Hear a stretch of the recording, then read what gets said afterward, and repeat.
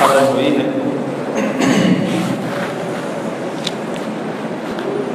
سورہ آل عمران کے اندر بہت سارے موضوعات ہیں، جن میں شروع ہی میں ایک موضوع ہے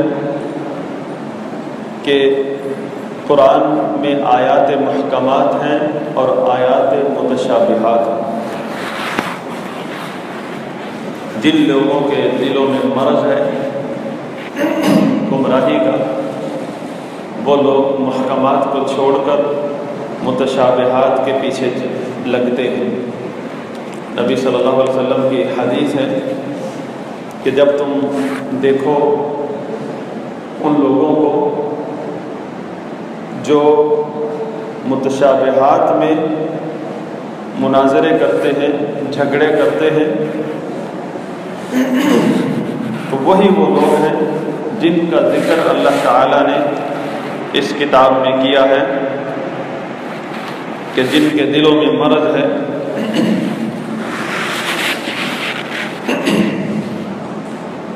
فَأَمَّا الَّذِينَ فِي قُلُوبِهِمْ زَيْغٌ فَيَتَّبِعُونَ مَا تَشَابَهَ مِنْهُ ابْتِغَاءَ الْفِتْنَةِ وَابْتِغَاءَ تَأْوِيلِهِ کہ جن لوگوں کے دلوں میں ٹیڑھ پن ہے، گمراہی ہے، وہ لوگ اس کے پیچھے چلتے ہیں، لگتے ہیں جو اس قرآن میں متشابہ ہے۔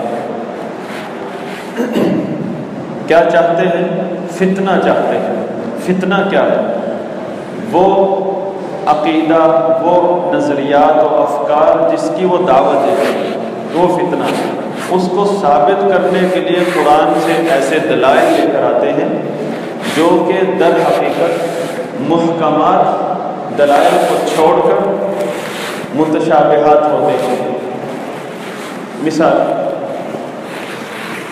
کہ ایک مسئلہ قرآن نے واضح کر دیا ہے، مثال کے طور پر کہ مردے نہیں سنتے، واضح محکم آیات اور احادیث کی روشنی میں۔ پھر جن لوگوں کے دلوں میں مرض ہے، گمراہی ہے، اور وہ اپنا ایک نظریہ ثابت کرنا چاہتے ہیں کہ مردے سنتے ہیں، پھر وہ ایسی دلیل لائیں گے جو کہ اس محکم حکم کے مطابق سامنے متشابہ ہو۔ متشابہ یعنی اس کی دو معنی بنتے ہیں، ایک تو محکم آیت سے جو مسئلہ ثابت ہوا ہے اس سے وہ تعارض نہیں کھاتی، لیکن کوئی اگر چاہے تو اس متشابہ دلیل کو پکڑ کے قرآن یا حدیث کی وہ نص جو محکم ہے، واضح ہے، اس سے ٹکرا سکتے ہیں اور عام آدمی پریشان ہو سکتے ہیں۔ اور یہ فن کن کا ہے؟ اہل بدعت اور ضلال کا۔ مثلا قرآن و حدیث سے ثابت ہے کہ مردے نہیں سنتے، پھر صحیح حدیث ہے کہ جب آدمی دفنا کر لوگ جاتے ہیں، جو ہی دفنا کر واپس جاتے ہیں تو مردہ ابھی واپس جانے والوں کے پاؤں کی آہٹ سن رہا ہوتا ہے، اتنے میں فرشتے پہنچ جاتے ہیں، اس کو بٹھا لیتے ہیں۔ اس حدیث کو لے کر بہت سارے لوگوں نے جو اہل بدعت ہیں اپنی گمراہی کو ثابت کرنے کے لیے اس کو اپنا سب سے بڑا شعار بنا لیا، جبکہ محکم۔ اب مسئلہ یہ ہے کہ مردے سنتے ہیں یا نہیں، یہ مسئلہ نبی صلی اللہ علیہ وسلم کے سامنے پیش آیا کہ نہیں؟ کیا آج ہی یہ پیدا ہوا ہے جس کے لیے ہمیں دلیلیں ڈھونڈنی پڑے؟ جو لوگ اہل حق ہیں اور حق کو چاہتے ہیں وہ سیدھے رسول اللہ صلی اللہ علیہ وسلم کے پیچھے چلے گئے اور مسئلے کی تحقیق کے لیے رسول اللہ صلی اللہ علیہ وسلم کی طرف دیکھیں گے، کیونکہ قرآن کا حکم ہے، اللہ کا فرمان ہے قرآن میں، وَمَا آتَاكُمُ الرَّسُولُ فَخُذُوهُ وَمَا نَهَاكُمْ عَنْهُ فَانْتَهُوا۔ چاہے یہ قرآن ہے چاہے حدیث ہے، یہ تو رسول لے کر آیا ہے، تمہارا کیا کام ہے؟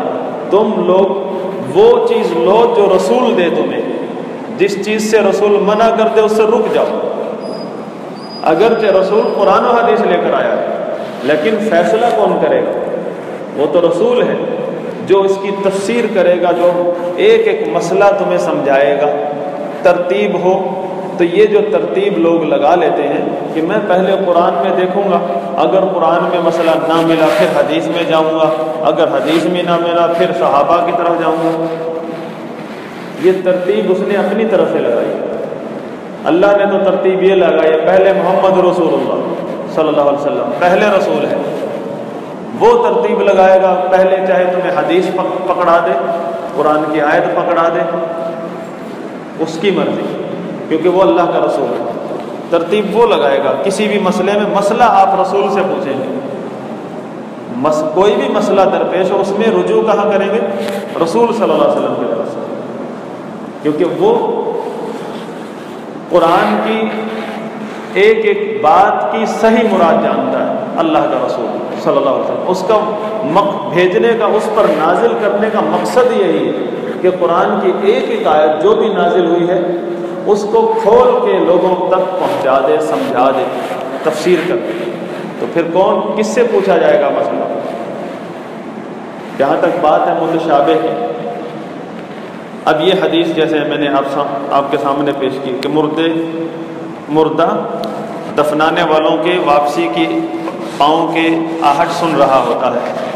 اب اس حدیث سے بہت سارے لوگ پریشان ہو جاتے ہیں، یہ ان کے لیے متشابہ ہو، لیکن بہت سارے اہل علم اور بہت سارے لوگ صحیح العقیدہ لوگ، ان کو اس سے پریشانی نہیں ہوتی، وہ اس سے گمراہ نہیں ہوتے، اس کو بنیاد بنا کر ان کے لیے مسئلہ واضح ہے، ان کا ایمان ہے، جو کچھ بھی اللہ نے نازل کیا ہے، چاہے قرآن کی شکل میں، حدیث کی شکل میں، نہ قرآن کے اندر آیت سے کوئی تعارض ہے، نہ قرآن اور حدیث کا تعارض ہے، ایمان ہے، تو بعض لوگوں کی نسبت یہ ایک حدیث یا ایک آیت متشابہ ہو سکتی ہے، لیکن اس کا یہ مطلب نہیں ہے کہ اس کا علم کسی کو بھی نہیں، اس کا صحیح علم۔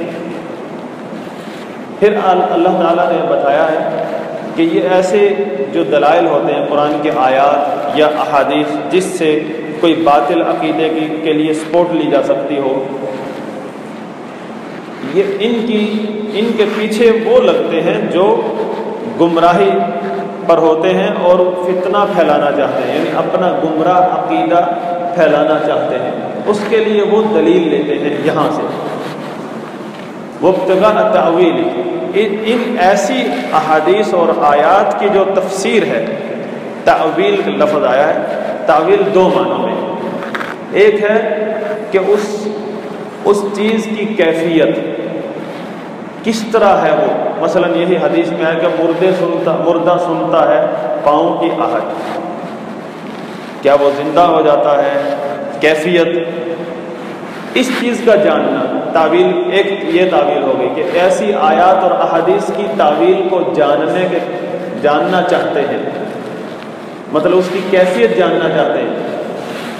وَلَا يَعْلَمُ تَعْوِيلَهُ إِلَّا اللَّهُ وَمَا يَعْلَمُ تَعْوِيلَهُ إِلَّا اللَّهُ۔ اس قسم کی متشابہات کی، اس قسم کی تعویل کیفیت کے حوالے سے، اس کی حقیقت کے حوالے سے، وہ صرف اللہ ہی جانتا ہے۔ جیسے کہ امام مالک رحمہ اللہ کے سامنے ایک بندہ آیا، اس نے کہا یہ جو قرآن میں ہے الرحمن علی العرش استوى، رحمان عرش پر چڑھا، عرش سے اوپر، کیف، کس طرح، سوال کرنے لگا کیفیت کے بارے میں۔ تو امام مالک رحمہ اللہ نے فرمایا الاستواء معلوم، یہ جو لفظ ہے استوا، اللہ نے جو فرمایا عرش سے اوپر چڑھا، اس کا مطلب معلوم ہے، سب جانتے ہیں، جو بھی اہل لغت ہیں، اہل زبان ہیں، کہ اس کا مطلب کیا ہے۔ والایمان بہ واجب، اور اس پر ایمان لانا واجب ہے، فرض ہے۔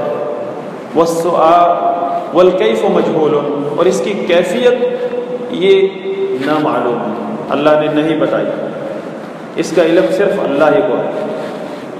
والسؤال عنہ بدعۃ، کیفیت کے بارے میں سوال کرنا یہ بدعت و گمراہی ہے۔ تو اس قسم کی جو آیات اور احادیث ہوتی ہیں، ان کے پیچھے، ان کی تفسیر کے پیچھے پڑنا، یہ گمراہی ہے، اور یہی اللہ تعالیٰ نے سورہ آل عمران میں بتایا ہے اہل بدعت اور اہل ضلال کی علامات میں سے کہ وہ لوگ اس قسم کی آیات اور احادیث کی تفسیر کے پیچھے پڑتے ہیں، کیفیت جاننے کے پیچھے، اور پھر اس کے اندر معرفانہ کلام، آپ نے سنا ہوگا عارفانہ کلام، عارفانہ باتیں نکالتے ہیں، اور ہوتے سارے وہ اسی کے ضمن میں ہے کہ جو حدیث شریف میں اللہ کے نبی صلی اللہ علیہ وسلم نے فرمایا کہ جب دیکھو ایسے لوگوں کو کہ اس قسم کی آیات اور احادیث کے پیچھے پڑا ہوا ہے تو سمجھ لو کہ یہی وہ شخص ہے جس کا ذکر قرآن میں ہوا ہے، جن کے دلوں میں گمراہی۔ اچھا، ایک ہوتی ہے تعویل کا دوسرا معنی تفسیر، کہ حقیقت کیا۔ اب آپ کے ذہن میں سوال آئے گا کہ وہ حدیث جو بخاری شریف میں ہے جس میں کہا گیا ہے کہ مردہ سنتا ہے چار قدموں کی آہٹ واپسی کی، اس کا صحیح مطلب کیا ہے، موقف صحیح کیا ہے، حدیث صحیح ہے، تو پھر ہمیں کیا عقیدہ رکھنا چاہیے؟ ایک یہ معنی ہے تعویل کا، وَمَا يَعْلَمُ تَعْوِيلَهُ إِلَّا اللَّهُ وَالرَّاسِخُونَ فِي الْعِلْمِ، یہ اس معنی کی جو تفسیر ہے یہ اللہ کے علاوہ راسخون فی العلم بھی جانتے ہیں۔ اس طرح کی آیات اور احادیث کی جو تفسیر ہے کہ صحیح موقف کیا ہونا چاہیے، صحیح عقیدہ کیا ہونا چاہیے، پھر اس کے ہوتے ہوئے یہ آپ کو مل جائے گا، لیکن ضروری نہیں کہ ہر کسی کو پتہ ہو۔ تو جس کو نہیں پتہ اس کی نسبت یہ حدیث، یہ آیت متشابہ ہے، اس کو کیا چاہیے پھر؟ اہل علم کی طرف رجوع کرے اور وہ موقف اپنائے جو صحابہ اور تابعین اور تبع تابعین کا ہے، جن کے موقف کی گارنٹی اللہ نے خود دی ہے اور نبی صلی اللہ علیہ وسلم نے دی کہ جو شخص بھی ان کے راستے سے ہٹ جائے گا اس کو اللہ تعالیٰ اس کے حال پر چھوڑ دے گا، اس کو ہدایت نصیب نہیں ہوگی، حق کو نہیں سمجھ سکے گا وہ کبھی۔ کہ جو صحابہ خود پتہ چل رہا ہے کہ میں جس طرف جا رہا ہوں یہ وہ راستہ ہے جو صحابہ کے راستے سے اپوزٹ ہے، صحابہ کا جو موقف ہے وہ کچھ اور ہے، لیکن میں عقل کے پیچھے لگ کے ان کا راستہ چھوڑ چکا ہوں، اگرچہ میرے پاس بخاری شریف ہے، قرآن شریف ہے، یہ کچھ بھی فائدہ نہیں دیتا۔ قرآن نے خود بتا دیا ایسے بندے کی گمراہی اور ہلاکت کی علامت کہ جس نے صحابہ کا موقف چھوڑ دیا وہ گمراہ ہو گیا، اس کو مرتے دم تک ہدایت نصیب نہیں ہوگی۔ تو اگر کسی آیت یا حدیث کا صحیح موقف آپ کو نہیں معلوم تو یہ آپ کے لیے متشابہ ہے، علماء کے لیے نہیں۔ جن کو معلوم ہے، پتہ ہے، چاہے وہ عالم بھی نہیں ہے، اس کے لیے متشابہ نہیں۔ تو پھر یہاں کیا کرنا ہے؟ یہاں آپ کو صحیح مسئلہ سمجھنا ہے، عالم کے پاس جا کر، اہل علم کے پاس جا کر کہ صحیح مسئلہ کیا ہے۔ تو وہ آپ کو قرآن کی جو محکم آیات اور محکم احادیث ہیں، دلائل ہیں، ان کی روشنی میں صحیح مسئلہ سمجھائے گا، اور پھر اس آیت کی وجہ سے یا اس حدیث کی وجہ سے جو تو آپ کو اہل بدعت پریشان کر رہے ہیں اس کا جواب دے گا۔ اور آپ پھر ہمارے ذمہ کیا ہے؟ ہم اس موقف اور اس مسلک پر جم جائیں جو صحابہ کا ہے اور تابعین اور ائمہ کرام کا ہے۔ امید ہے کہ یہ مختصر سی بات کچھ سمجھ آئی۔ اس پر مزید اہل علم نے بہت تفصیل سے لکھا ہے علوم القرآن کے اندر، جو قرآن کے علوم کے متعلق کتابیں ہیں۔ اس کے بعد دوسرا مسئلہ اس صورت میں کہ توحید ایک ایسا مسئلہ ہے جس کی گواہی خود اللہ تعالیٰ نے دی ہے، اور پھر اس کے ساتھ فرشتوں اور علماء کی گواہی کو بھی ملایا ہے۔ لا الہ الا اللہ، شہد اللہ انہ لا الہ الا اللہ، جیسے اللہ نے خود فرمایا قرآن میں وَكَفَى بِاللَّهِ شَهِيدًا، اور اللہ کی گواہی کافی ہے۔ اللہ نے گواہی دی لا الہ الا اللہ۔ کیا مطلب ہے لا الہ الا اللہ؟ کس بات کی گواہی دی اللہ نے؟ گواہی اس بات کی ہے ذَلِكَ بِأَنَّ اللَّهَ هُوَ الْحَقُّ وَأَنَّ مَا يَدْعُونَ مِن دُونِهِ هُوَ الْبَاطِلُ، کہ اللہ برحق ہے اور اس کے علاوہ جس کو بھی لوگ پکارتے ہیں، نظر و نیاز کرتے ہیں، عبادت کرتے ہیں، وہ باطل ہے۔ تو یہاں توحید، وہ توحید جس توحید کی اللہ نے گواہی دی ہے، وہ ہے توحید عبادت، توحید الوہیت۔ اب توحید جو نبی علیہ الصلوۃ والسلام اور تمام انبیاء کرام کی دعوت ہے، وہ کیا ہے؟ وہ ہے توحید الوہیت، جس میں ہے لا الہ الا اللہ، نہیں ہے کوئی معبود برحق سوائے اللہ کے، یہ ہے توحید۔ اگر آپ اس لا الہ الا اللہ کا معنی یہ کر دیں گے نہیں ہے کوئی خالق سوائے اللہ کے، نہیں ہے کوئی مالک سوائے اللہ کے، نہیں ہے کوئی رازق سوائے اللہ کے، تو آپ نے اللہ کے نبیوں کی جو دعوت ہے اس کو مسخ کر دیا، اس کو آپ نے چھپا دیا۔ کیوں؟ یہ کوئی غلط باتیں ہیں؟ نہیں ہے کوئی مالک سوائے اللہ کے، نہیں ہے کوئی خالق سوائے اللہ کے، نہیں ہے کوئی رازق سوائے اللہ کے۔ وجہ یہ ہے، یہ عقیدہ کہ نہیں ہے کوئی خالق سوائے اللہ کے، مالک، رازق، اس عقیدے میں جھگڑا ہی نہیں تھا۔ قرآن خود بتاتا ہے کہ اگر مشرکین سے پوچھو کون ہے جو آسمانوں اور زمینوں میں جتنی بھی مخلوقات ہیں ان کو رزق دیتا ہے، تو وہ سب کہیں گے اللہ۔ کون ہے جو مردہ سے زندہ کو، زندہ سے مردہ کو نکالتا ہے، کہیں گے اللہ۔ کون ہے جس نے تمہیں پیدا کیا، آسمانوں زمینوں کو پیدا کیا؟ مشرکین کا عقیدہ قرآن نے بتایا ہے کہ اللہ۔ تو اگر لا الہ الا اللہ کا معنی یہی ہے تو پھر کون سی نئی دعوت لے کر آئے نبی؟ یہ تو سب مانتے ہیں، اس میں تو جھگڑا نہیں۔ ہاں آپ یہ سوال کر سکتے ہیں تو پھر وہ شرک کیا کرتے تھے؟ جب وہ اللہ کو خالق، مالک، رازق مانتے ہیں تو وہ مشرک کیسے ہوئے؟ یہی بات تو اللہ تعالیٰ نے فرمائی ہے، وَمَا يُؤْمِنُ أَكْثَرُهُمْ بِاللَّهِ إِلَّا وَهُمْ مُشْرِكُونَ، کہ ان مشرکین کی اکثریت اللہ پر ایمان رکھتی ہے، اس کے باوجود وہ شرک کرتے ہیں۔ ابن عباس رضی اللہ عنہما نے فرمایا وہ کیسے؟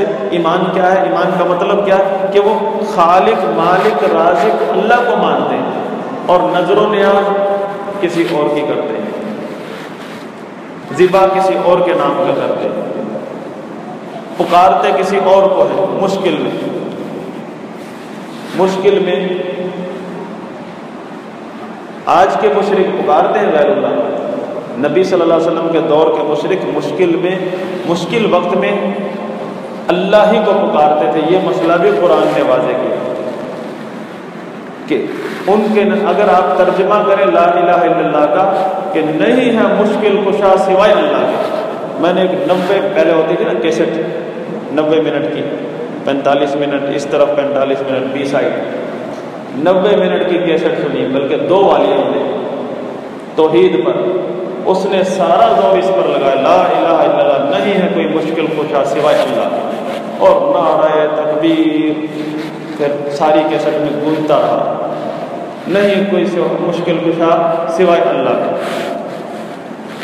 سب نے سمجھا بہت بڑی توحید ہے، بہت بڑی تفسیر کی علاج، اس میں کوئی شک نہیں ہے کوئی مشکل کشا سوائے اللہ کے۔ لیکن لا الہ الا اللہ تو نبی کی دعوت ہے، تمام نبیوں کی دعوت ہے، اللہ تعالیٰ نے اسی کی گواہی دی ہے۔ کیا اس کی تفسیر یہ ہے؟ قرآن میں بتایا اللہ نے کہ یہ عقیدہ تو تمام مشرکین کا تھا۔ فَإِذَا رَكِبُوا فِي الْفُلْكِ دَعَوُا اللَّهَ مُخْلِصِينَ لَهُ الدِّينَ، جب بھی وہ کشتی پر سوار ہوتے اور چاروں طرف سے ان کو موجیں گھیر لیتی تھی، یقین کر بیٹھتے کہ اب تباہی ہے، تو دعوا اللہ کو پکارتے تھے۔ کس وقت؟ مشکل میں، مخلصین لہ الدین، توحید خالص کے ساتھ، شرک کو چھوڑ کر خالص توحید کے ساتھ۔ فلما نجاهم من البر اذا هم يشركون، جب وہ اللہ تعالیٰ ان کو نجات دے کر خشکی تک پہنچا دیتا، اس کے بعد شرک شروع کرتے تھے۔ جب سمندر میں ہوتے تھے خالص موحد ہوتے تھے اور اس توحید پر ہوتے تھے جس کا اللہ نے حکم دیا۔ یعنی جب مشکل آتی تھی تو وہ شرک کو چھوڑ کر پھر پکارتے، یہ نہیں کہ مشرک شرک کی حالت میں ہی اللہ کو پکارتے تھے، یہ بھی نہیں، یہ میری باتیں نہیں، یہ قرآن کی باتیں، قرآن نے یہ بات ان کے بارے میں بتائی کہ شرک کو چھوڑ کر خالص توحید پر آ کر مشکل کے وقت میں اللہ کو پکارتے تھے۔ پھر اگر آپ اور میں ترجمہ کریں لا الہ الا اللہ کا، نہیں ہے کوئی مشکل کشا سوائے اللہ کے، ابو جہل کہے گا یہ تم کہاں، تمہیں کس نے بتایا کہ ہم مشکل کشا اللہ کو نہیں مانتے؟ تو پھر جھگڑا کیا ہے؟ جو اس لا الہ الا اللہ کے اندر جو اصل دعوت ہے نبی کی، وہ کیا ہے؟ وہ اس وقت تک سمجھ نہیں آئے گی جب تک ہم اس دور کے مشرکین کے شرک کی حقیقت نہ سمجھ لیں۔ جب ہمیں ان کے شرک کی حقیقت کا پتہ چلے گا، پھر ہمیں لا الہ الا اللہ کا معنی سمجھ آئے گا۔ ان کے شرک کی حقیقت 2 آیتوں کے اندر ذکر ہے کہ وہ کہا کرتے تھے ما نعبدهم الا ليقربونا الى الله زلفى، ہم ان کو جتنوں کی بھی عبادت کرتے ہیں صرف اس لیے کہ یہ ہمیں اللہ کے قریب کرتے ہیں، مطلب وسیلہ ہے، ایک وسیلہ ہے اللہ کے قریب ہونے کا، یہ رازق نہیں ہے، یہ دینے والے نہیں، نہ کوئی ان میں داتا ہے، نہ کوئی گنج بخش ہے، نہ کوئی غریب نواز ہے، نہ کوئی غوث، اس قسم کے اس معنی میں کسی نے بھی یہ بات نہیں، صرف وسیلہ ہیں۔ کسی کو غوث کہنا، کسی کو داتا کہنا، یہ تو ربوبیت میں شرک ہے، وہ تو ربوبیت میں توحید کے قائل تھے کہ اللہ ہی خالق ہے، اللہ ہی رازق ہے۔ اس کا کیا مطلب ہے؟ کہ اس کے علاوہ کوئی بھی دینے والا نہیں ہے۔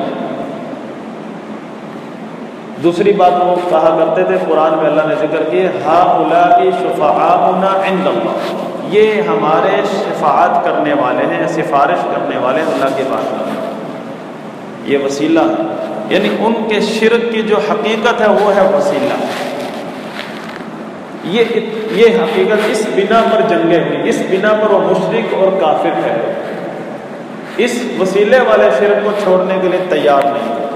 انہوں نے اللہ کے درمیان اور مخلوق کے درمیان واسطہ بنایا تھا ان ہستیوں، جن کو وہ پکارتے تھے، نظر و نیاز کرتے تھے، ذبح کرتے تھے ان کے نام کا، یہ حقیقت ہے ان کے شرک۔ تو لا الہ الا اللہ میں کیا کہا ہے اللہ نے؟ نہیں ہے کوئی معبود برحق سوائے اللہ کے، وسیلے کے طور پر بھی جو تم نظر و نیاز کرتے ہو، جو تم ان کا نام کا ذبح کرتے ہو، اگرچہ وسیلے کے طور پر ہی یہ عبادت ہے ان کی، اور اللہ کے سوا کوئی عبادت کے لیے لائق نہیں، یہ وسیلے والا شرک نہیں چلے گا۔ بہرحال یہ آگے کسی اور موقع پر اس کی تفصیل آپ کے سامنے ذکر کریں گے۔ تو پھر اس کے بعد اللہ تعالیٰ نے بات بتائی ہے ان الدین عند اللہ الاسلام، یا اسلام توحید کے ہم مترادف ہیں، یعنی توحید جو لا الہ الا اللہ کے اندر جو توحید ہے وہی اسلام ہے۔ جس نے اس دور میں بھی جس نے یہ توحید قبول کی اسی کو مسلمان کہا جاتا ہے، جس نے اس توحید کو نہیں مانا وہ چاہے کتنا ہی اللہ پر ایمان رکھتا تھا اس کو کافر اور مشرک ہی کہا گیا۔ تو ان الدین عند اللہ الاسلام، اللہ کے ہاں اصل دین جو ہے وہ یہ توحید ہے، یہ توحید ہے جو اللہ نے جس کی گواہی دی ہے اور تمام نبیوں نے اس کی دعوت دی، یہی وہ اسلام ہے۔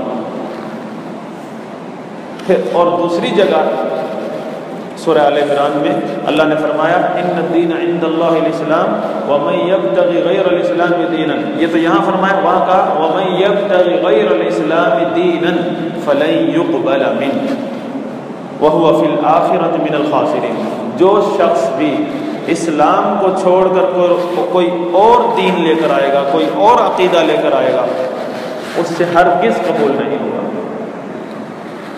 وَهُوَ فِي الْآخِرَةِ مِنَ الْخَاسِرِينَ، اور آخرت میں وہ خسارہ پانے والوں میں سے ہوگا، یعنی کفار کے ساتھ ہوگا، اس کا دین ہی قبول نہیں ہے۔ جس نے توحید کو قبول نہیں کیا، وہ اسلام جو رسول اللہ صلی اللہ علیہ وسلم لے کر آیا۔ اب یہاں سے آپ دیکھ لیں المیہ، جس مسجد میں بھی چلے جائیں اسلام ایک الگ پیش کیا جا رہا ہے، اسلام کی جو رسول اللہ صلی اللہ علیہ وسلم اسلام لے کر آئے ہیں وہ اسلام پیش کرنے کے لیے سب سے پہلے اپنا دامن پاک رکھنا پڑے گا. آپ کو بالکل نیوٹرل ہونا پڑے گا. آپ کو بالکل ہر فرقے اور گروہ سے برات کا اعلان کرنا پڑے گا، کیونکہ میں نے کلمہ پڑھا ہے محمد رسول اللہ، اور میں اس دعوت محمد رسول اللہ کہنے کا مطلب کیا ہے کہ اس اسلام کو قبول کیا ہے جو اسلام رسول اللہ صلی اللہ علیہ وسلم نے تمام دنیا کے سامنے پیش کیا، جس کے لیے خط لکھے بڑے بڑے حکمرانوں کو، کیسر و کسریٰ کو، ابو جہل کو جو دعوت پیش کی وہ اسلام، یہود و نصارہ کو جو دعوت دی وہ اسلام میں نے قبول کیا ہے. میرا اسلام تو بہت تنگ نظری کا شکار ہے، بلکہ اپنی تنگ نظری اور کم علمی اور کج فہمی کو میں نے اسلام کا نام دیا ہوا ہے. جب تک میں اس تنگ دائرے سے نہیں نکلوں گا، اپنی تنگ سوچ سے، کم علمی کے سمندر سے نہیں نکلوں گا، کنویں سے، اس وقت تک میں اس اسلام کی روح تک نہیں پہنچ سکتا. اللہ تعالیٰ نے سورہ آل عمران کے اندر اس امت کو حکم دیا ہے وَلَا تَكُونُوا كَالَّذِينَ تَفَرَّقُوا،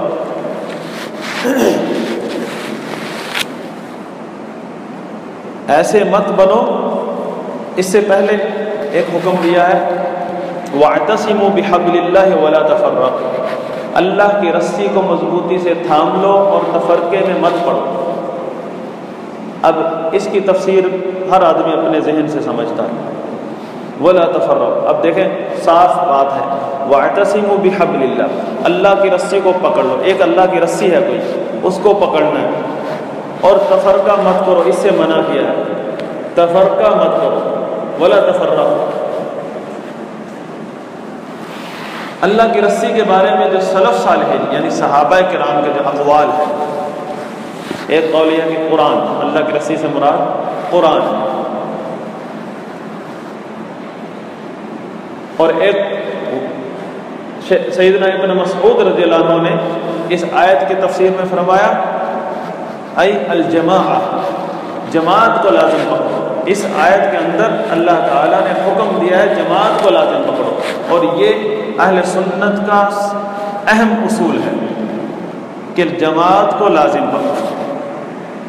جماعت بمانے اجتماع، جماعت بمانے اجتماع، جماعت ہم چند لوگوں کا اجتماع نہیں، امت کا اجتماع، یا صرف اہل حدیثوں کا اجتماع نہیں، تمام مسلمانوں کا اجتماع.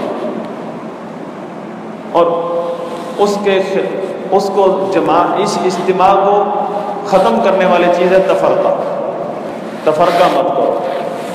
سیدنا ابن عباس رضی اللہ عنہما سے ایک شخص نے پوچھا، وہ قبیلہ بنو حنیفہ سے تھا، اس کا حنفی نسبت تھی، یعنی مسلک اس دور میں حنفی نہیں تھا، یہ تو صحابہ کا دور تھا.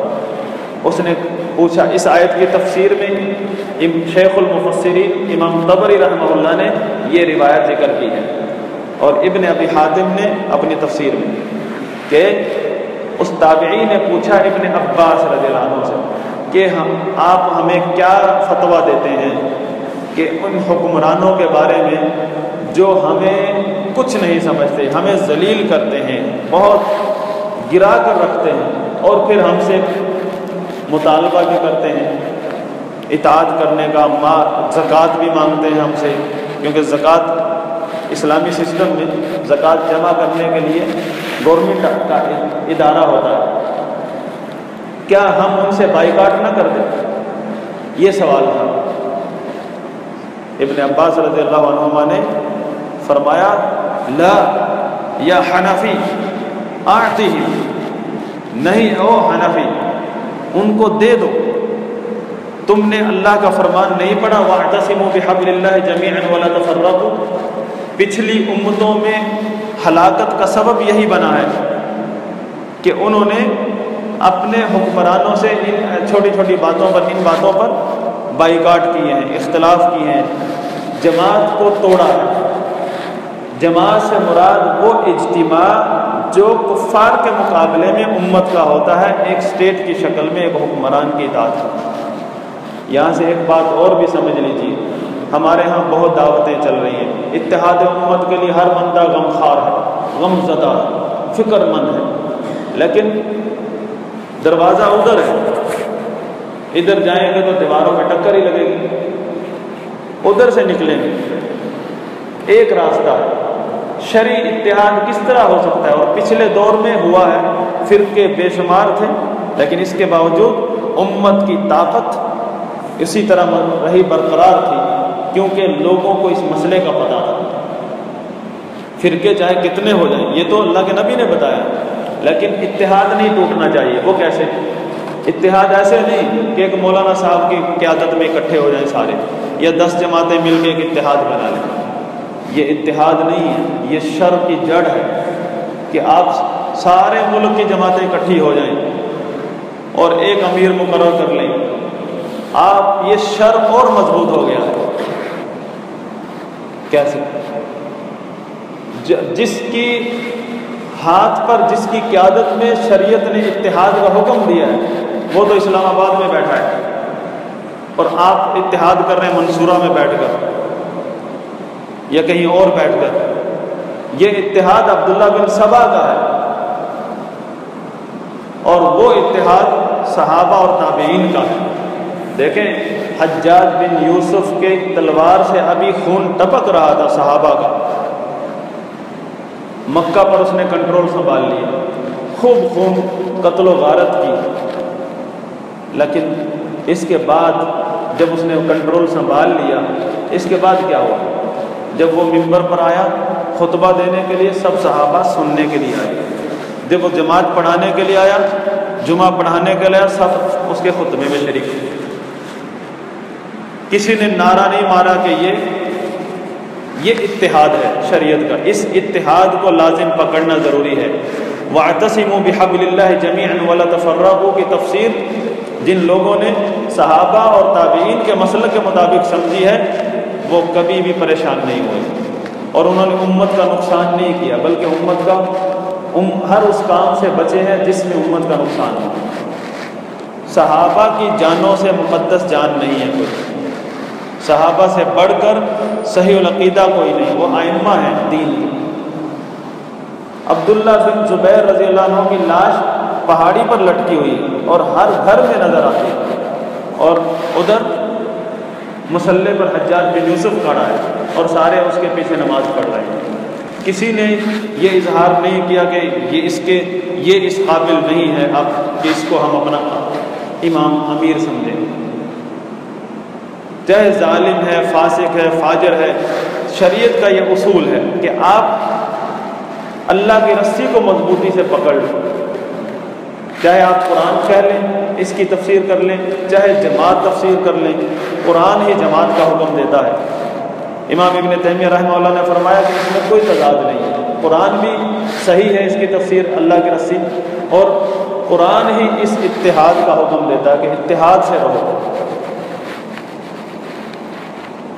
ایک آدمی نے آ کر ابن عباس کی پاس بیٹھ کر عبداللہ حجاج بن یوسف کو برا بھلا کہنا شروع کیا، اس واقعے کو یاد کر کے جو ہوا تھا قتل و غارت کا۔ تو عبداللہ بن عباس رضی اللہ عنہما نے ان کو، اس بندے کو روک دیا اور کہا لا تکن عونا للشیطان، شیطان کا دوست ساتھی مت بن، مددگار مت بن۔ اور اللہ تعالیٰ نے فرمایا وَلَا تَكُونُوا كَالَّذِينَ تَفَرَّقُوا، ان لوگوں کی طرح مت بنو جنہوں نے تفرقہ کیا اور اختلاف کیا، مِن بَعْدِ مَا جَاءَهُمُ الْبَيِّنَاتُ، کب اختلاف کیا؟ جب دلائل آئے تھے۔ یہ بنی اسرائیل کی بات ہو رہی ہے، اہل کتاب کی، کہ انہوں نے دین کے نام پر تفرقہ کیا ہے، دین کے نام پر گروہ بنائے ہیں، اور اسی بات سے اس امت کو منع کیا ہے کہ دین کے نام پر تفرقے سے بچو۔ یہ ان کا وطیرہ ہے اہل کتاب کا، جن پر اللہ کا عذاب آیا، اور کب انہوں نے اختلاف کیا؟ جب دلائل آئے۔ اب دیکھیں 10 جماعتیں ہیں ہماری، ہم سب کے سامنے کہتے ہیں اہل حدیث کے 2 اصول، اطیع اللہ و اطیع الرسول۔ اطیع اللہ اور اطیع الرسول ہوتے ہوئے 200 جماعتیں ہیں، 200 فرقے ہیں۔ اس کا مطلب یہ ہے ان لوگوں کو پتہ ہے کہ حق کیا ہے، اس کے باوجود یہ اختلاف کا شکار ہو گئے۔ اور یہی اہل کتاب کی روش ہے کہ ان کو دلائل کا پتہ تھا پھر وہ اختلاف ہوئے، اور جو اہل حق ہیں، اہل سنت، ان کا طریقہ کیا ہے کہ وہ جب اختلاف ہونے کے باوجود جب دلیل آتی ہے تو اختلاف چھوڑ کر دلیل پر آ جاتے ہیں، جمع ہو جاتے ہیں۔ اللہ نے فرمایا اولئک لہم عذاب عظیم، ان لوگوں کے لیے بہت بڑا عذاب ہے جن لوگوں نے دلائل آنے کے بعد منہ سے کہہ رہے ہیں، نعرہ مار رہے ہیں کتاب اللہ سنت رسول اللہ اطیع رسول، منہ سے کہہ رہے ہیں، اور اس کا مطلب یہ ہے کہ اللہ نے تمہیں اس نعمت سے نوازا ہے کہ تمہیں کتاب و سنت کا پتہ ہے۔ ایک تو ہے جو لوگ بیچارے مقلد ہیں ان کو پتہ نہیں، آپ کو پتہ ہے، اس کے باوجود آپ 70 طریقوں میں ہیں۔ اختلاف کس کو کہتے ہیں؟ ہم سب جانتے ہیں کہ اس اختلاف کس قسم کا اختلاف ہو چکا ہے ان لوگوں کے درمیان۔ سیدنا ابن عباس رضی اللہ عنہ، آگے آیت ہے، یہ آخری بات ہے، یوم تبیض وجوہ وتسود وجوہ، ان لوگوں کے لیے عذاب ہے بہت بڑا اس دن جس دن کچھ چہرے سفید ہوں گے، کچھ چہرے سیاہ ہوں گے۔ ظاہر آیت کا جن لوگوں کے چہرے سیاہ ہوں گے اس سے مراد یہاں ظاہر میں آیت میں کفار اور منافقین ہیں، لیکن ابن عباس رضی اللہ عنہما کی تفسیر ہے یہاں کہ جن لوگوں کے چہرے سیاہ ہوں گے وہ اہل البدعۃ والفرقہ، وہ لوگ ہوں گے جو نبی کے مسلک کو چھوڑ کر کسی اور راستے پر چلے، یعنی سنت کو چھوڑ کر اور راستے پر چلے اور تفرقے کا شکار ہو۔ اور جن لوگوں کے چہرے سفید ہوں گے وہ لوگ اہل السنت والجماعہ، وہ لوگ جنہوں نے نبی صلی اللہ علیہ وسلم اور صحابہ کے مسلک کو پکڑ لیا، والجماعہ، اختلاف کا شکار نہیں ہوئے۔ جس طرح یہود و نصارہ اختلاف کا شکار ہوئے دلائل ہوتے ہوئے، اس طرح وہ کتاب و سنت کے ہوتے ہوئے اختلاف کا شکار نہیں ہوئے۔ جو شخص بھی کتاب و سنت کے ہوتے ہوئے اختلاف کا شکار ہوتا ہے اس کو اپنا محاسبہ کرنی چاہیے۔ یہ نعرے جو ہیں اہل حدیث کے اور جماعتوں کے لیبل، یہ کام نہیں آئیں گے۔ اس دن کوئی رجسٹرڈ جماعت نہیں تھی اہل سنت والجماعت، جب صحابی نے یہ بات کی، اس نے تو یہ ایک عمل بتایا لوگوں کا، اصلیت بتائی۔ السنہ ایک طرف ہے، السنہ ایک طرف ہے البدعہ۔ السنہ سے مراد رسول اللہ صلی اللہ علیہ وسلم اور صحابہ کا طریقہ، مسلک۔ البدعہ سے مراد جس نے بھی وہ طریقہ چھوڑا، کوئی اور طریقہ اپنا لیا، البدعہ۔ اہل السنہ سے مراد جو مختلف حالات آ گئے، مختلف اختلافات آ گئے، اس کے باوجود اس مسلک پر جمے رہے جو رسول اللہ صلی اللہ علیہ وسلم اور صحابہ کا ہے، وہی اصل اسلام ہے۔ والجماعہ اس کے ساتھ لگا ہوا ہے کہ انہوں نے جو ہی دلیل آتی تھی وہ مناظرے نہیں کرتے تھے اور پھر شرطیں طے نہیں کرتے، تاریخ نہیں طے کرتے تھے کہ لو میں جواب دوں گا، ایک مناظر لاؤں گا اور آپ کا جواب دوں گا۔ کس چیز میں؟ جو اس نے قرآن کی دلیل دی تھی اس کا جواب دینے کے لیے مناظرہ طے ہو گیا۔ جبکہ اصل چیز کیا ہے کہ جب دلیل آ جائے تو سب کو اپنی روش چھوڑ کے اس پر جمع ہو جانا چاہیے، لیکن یہ اہل بدعت جن لوگوں نے نبی کا راستہ چھوڑ دیا ہے وہ کر ہی نہیں سکتے، ان کی جان چلی جائے گی۔ وہ اسی لیے فرقہ بازی پر اتر آتے ہیں، مناظرے پر اتر آتے ہیں۔ اس آیت کی تفسیر میں ایک حدیث ہے نبی صلی اللہ علیہ وسلم، مسند احمد کی، نبی صلی اللہ علیہ وسلم، وہ 72 فرقوں والی اکثر آپ نے سنی ہوگی، سیدنا معاویہ رضی اللہ عنہ نے روایت کی ہے، لیکن اس کے جو ساتھ ایک اور جملہ ہے نبی صلی اللہ علیہ وسلم کا، بہت سارے لوگوں نے نہیں سنا ہوا۔ نبی صلی اللہ علیہ وسلم نے فرمایا وَإِنَّهُ سَيَخْرُجُ مِنْ أُمَّتِي أَقْوَامٌ، میری امت میں ایسے لوگ ظاہر ہوں گے، تَجَارَى بِهِمْ تِلْكَ الْأَهْوَاء، 72 فرقوں کی جب بات کی نا، 73 فرقوں اس وقت بتایا، ان کے اندر یہ افکار، احوا سے مراد بدعات اور افکار ہیں، نظریات جو نبی صلی اللہ علیہ وسلم کے مسلک سے ہٹ کر ہیں، ان کے اندر یہ افکار، بدعات، افکار بدعات نظریہ باطل نظریات اس طرح سرایت کر جائیں گے، اس طرح داخل ہو جائیں گے، کما یتجار الکلب بصاحبہ، جس طرح پاگل کتے والی مرض جس کو کتا کاٹ لے اس کو لگتی ہے۔ کس طرح لگتی ہے؟ پاگل کتا اگر صرف منہ لگا دینا کسی تندرست آدمی کو، ہاتھی کو بھی لگا دینا منہ، اسی وقت ہاتھی سر سے لے کر پاؤں تک پاگل ہو جاتا ہے، گر جائے گا، منہ سے جھاگ نکلنا شروع ہو جائے، اور وہ ہاتھی اگر اس کا ناخن بھی کسی کو لگ جائے، یا کوئی انسان جس کو پاگل کتے نے کاٹا ہے، وہ زہر جو ہے اس کے سر سے لے کر پاؤں تک رگ رگ میں چلا جاتا ہے، اس کا ناخن بھی ایک دوسرے آدمی کو لگ جائے وہ بھی اسی طرح پاگل ہو جاتا ہے۔ نبی صلی اللہ علیہ وسلم نے بدعات اور باطل افکار، گمراہ کن افکار کی تشبیہ پاگل کتے والی مرض سے دی ہے کہ اس طرح لگتے ہیں، اور میری امت میں لوگ ظاہر ہوں گے اور ان کو اس طرح لگیں گے۔ لا يبقى منه عرق ولا مفصل، نہ کوئی رگ باقی رہے گی نہ کوئی جوڑ باقی رہے گا، سارا جسم ہی ضائع ہو جائے گا۔ اور یہ افکار وہی ہیں جو صحابہ اور تابعین نبی صلی اللہ علیہ وسلم کے مسلک سے باہر، جن کے ان افکار کی تفصیل ذکر کی ائمہ کرام نے۔ اس کی بنیاد 4 ہے: شیعت، خارجیت، قدریت، جہمیت۔ اور ہمارے ہاں لوگ سمجھتے ہیں شیعہ سے مراد یہ لوگ جو کالے کپڑے پہن کر پھرتے ہیں، یہ رافضی ہیں۔ شیعہ ہمارے اندر پھرتے ہیں۔ بہت دفعہ جو شیعہ ہے وہ مسلمانوں کے گمراہ فرقوں میں سے ایک فرقہ ہے، اور وہ رافضیوں کا نام نہیں ہے۔ رافضی تو شیعت سے بھی نکلے ہیں۔ وہ شیعہ اصل میں شیعہ کون ہے؟ وہ ظاہر میں ہو سکتا ہے اہل حدیث ہو، ظاہر میں ہو سکتا ہے دیوبندی ہو یا بریلوی کہتا ہو اپنے آپ کو، لیکن وہ اہل بیت کا ذکر کرتے ہوئے دوسرے صحابہ کو گالی گلوچ کرتے ہیں۔ آپ کو بہت سارے لوگ ملیں گے ایسے لوگ، سیدنا معاویہ کو گالی دینے والے، سیدنا ابو سفیان کو برا بھلا کہنے والے۔ یہ اصل شیعہ یہ ہیں۔ اور نام بھی بتا دوں، 2 بندے مشہور ہو چکے ہیں۔ ایک فیصل آباد میں وہ اہل حدیث، ایک مسجد اہل حدیث، وہ ساری شیعوں کی، وہ سارے شیعہ ہیں اصل میں، یعنی جو شیعہ کی اصل تعریف، اور اس کا نام ہے اسحاق جھال والا، ابھی وہ مدنی کہتے ہیں اس کو، اور اس کی ساری کیسٹ، اس کے دروس رافضی ہی ریکارڈ کرتے ہیں اور پھیلاتے ہیں، لیکن وہ لیبل وہاں اہل حدیث کا لگا، مسجد وہ اہل حدیث، سارے عرف الدین اور آمین کرتے ہیں۔ اور ایک ہے مرزا محمد علی مرزا جہلمی، نوجوان سا لڑکا، پگڑی باندھ کر اپلوڈ کرتا اپنی ویڈیو، وہ شیعہ ہے۔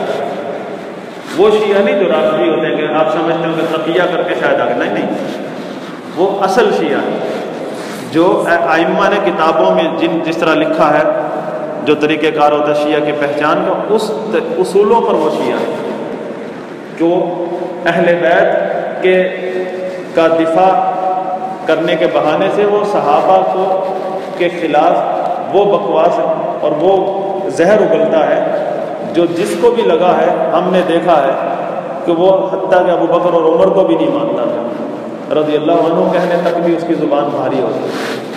اللہ سے دعا ہے کہ اللہ تعالی ہمیں ہر نئے فتنے سے محفوظ رکھے اور اسی مسلک پر قائم دائم رکھے جو رسول اللہ صلی اللہ علیہ وسلم اور صحابہ کرام کا ہے۔ وآخر دعوانا الحمد للہ رب العالمین۔ سبحانک اللہم و بحمدک، اشہد ان لا الہ الا انت، استغفرک و اتوب الیک۔